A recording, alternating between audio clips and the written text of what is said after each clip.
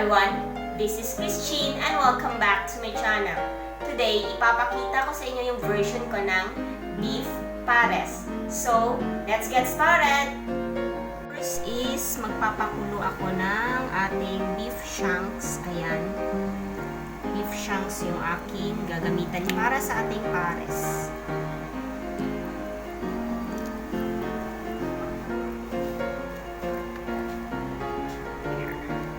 Itong sabaw niya later is gagamitin din natin. Ayan. Lagay lang tayo ng ganito.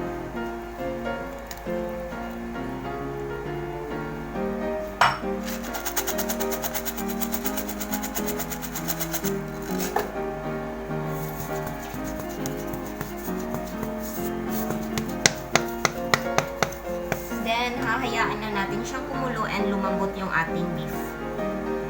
So, eto na yung pinakuluan natin na beef shanks. Bale, ayan. Maliit na siya kasi tinanggal ko yung marrow kasi ayoko para matunaw yung marrow sa sabaw. So, inalis ko siya tapos ito, bite size or maliliit na yung ginawa ko. Then, after this one, and bale, tinimplahan ko rin pala yung ating sabaw kasi gagamitin natin siya mamaya. Then, after this, isi-set aside ko lang and gagawin natin yung sauce. So, I have here oil. Dito ako magsusutay. Dito ko gagawin yung ating pares. Bale, tayo ng onion.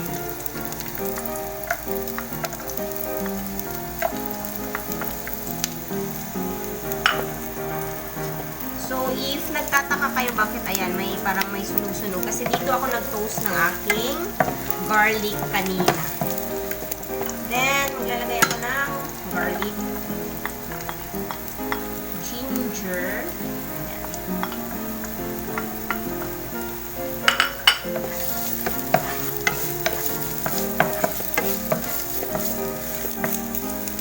then, maglalagay ako ng star anise. Susutiin ko siya para lumabas yung flavor niya.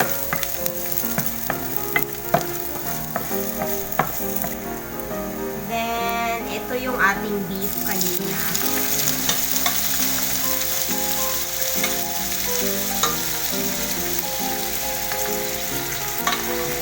Bale, pinakuluan ko siya ahead of time para sure na malambot. At saka para hindi na matagal itong process na to.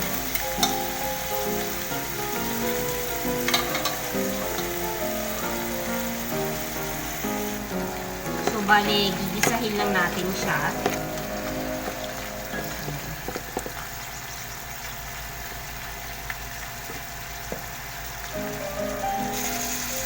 So, maglalagay ako ng ating soy sauce. Napaka-bilis lang gawin itong pares. Doon lang sa pagpapalambot ng beef yung matagal.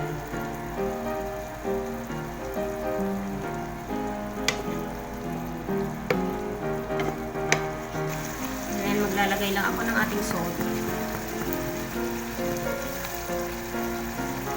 And pepper.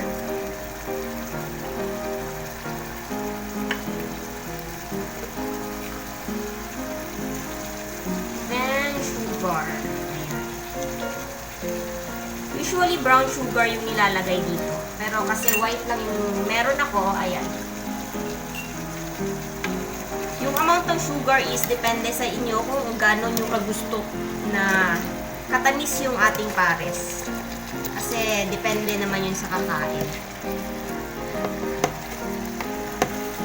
Then, maglalagay ako ng broth. Yung sabaw na pinagkuluan ng ating beef kanina.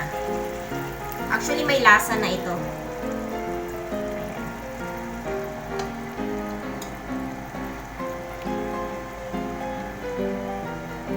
Ayan, and sisimmer lang natin kasi malambot naman na yung beef natin. So, pag malambot na yung beef ninyo, halimbawa, hindi nyo pinakuluan, pag malambot na, maglalagay tayo ng cornstarch. Ayan, para mag-thick.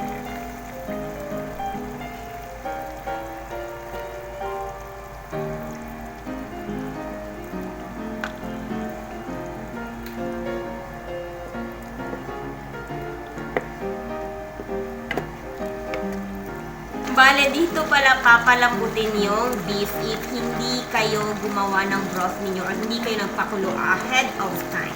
So, ayan. So, bale, ito yung marrow kanina na tinanggal ko while nagpapakulo tayo ng beef shanks. Lagyan na natin na.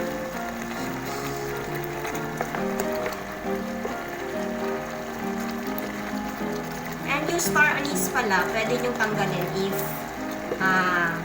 ayaw nyo na siyang kasali. Basta lumabas lang yung kanyang aroma and the flavor.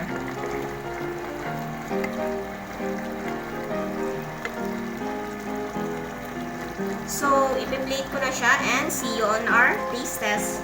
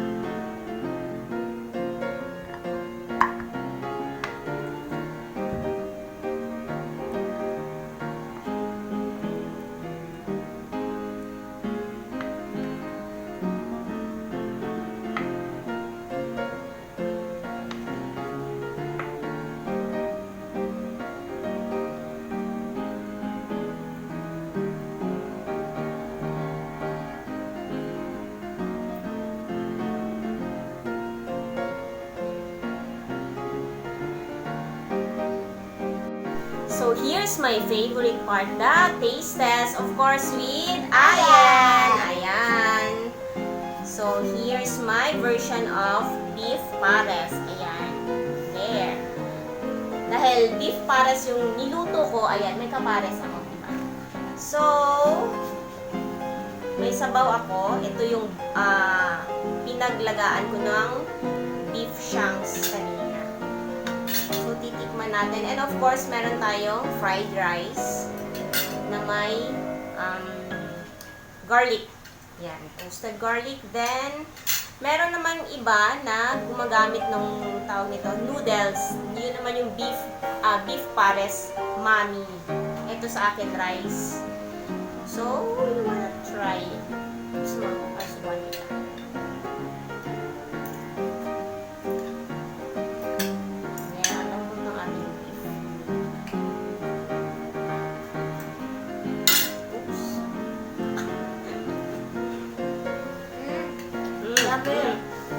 Yummy? Ha? So yummy? Yes. Malambot? No. Titikman natin. Ayan o.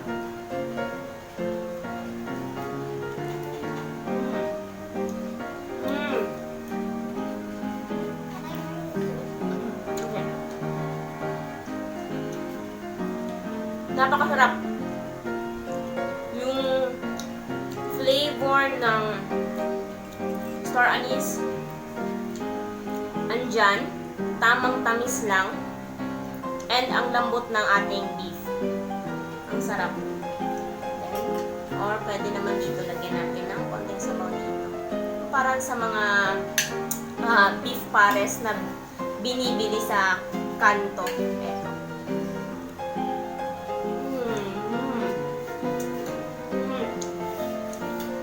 Sarap. Perfect sa maulan na panahon. Subo. Ayan. O, diba? Sarap na sarap siya. So, pwedeng gawin sa bahay yung mga nabibili sa kanto na beef panes. Pwede na, more on, parang pareho na rin. Siyempre, version ko to. And ito yung way ng pagluto ko. And much closer naman yung tawag nito, yung taste niya sa mga natikman ko na pares. So, sa mga lahat na nagsusupport always sa aking channel, thank you very much. And sa bago sa aking channel, don't forget to like, leave a comment, subscribe, and hit that notification bell para updated kayo sa aking next videos. God bless everyone and see ya! Bye! Bye!